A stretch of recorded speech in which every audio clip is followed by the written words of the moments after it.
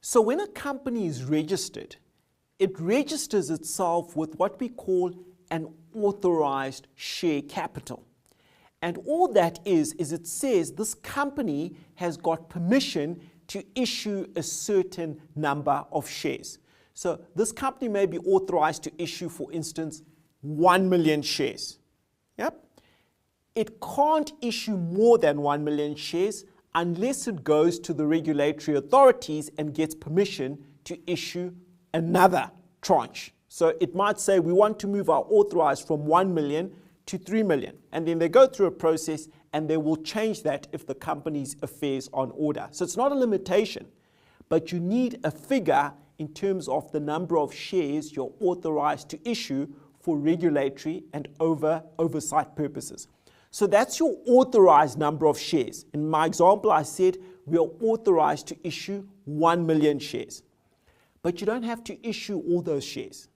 So we might register our company and be authorized to issue 1 million shares, but we only decide to issue 100,000 shares. So we've got an authorized share capital of 1 million shares. We've only issued 100,000. Now, if we've issued 100,000 shares at $1 MAC each, how much have we raised in terms of ordinary share capital in the company? It's only going to be 100,000. So the authorized talks to how many shares a company is allowed to issue. The issued number of shares is the number of shares they've actually issued and raised money for.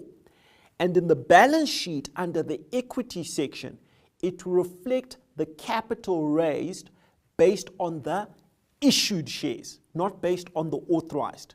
In our example, the company's issued 100,000 shares at $1 MAC. So in the equity section, there'll be a section that says share capital 100,000 MAC. That's how much they've issued. They're authorized to issue 1 million, but they've only done 100,000. That's the difference between your authorized and your issued share capital.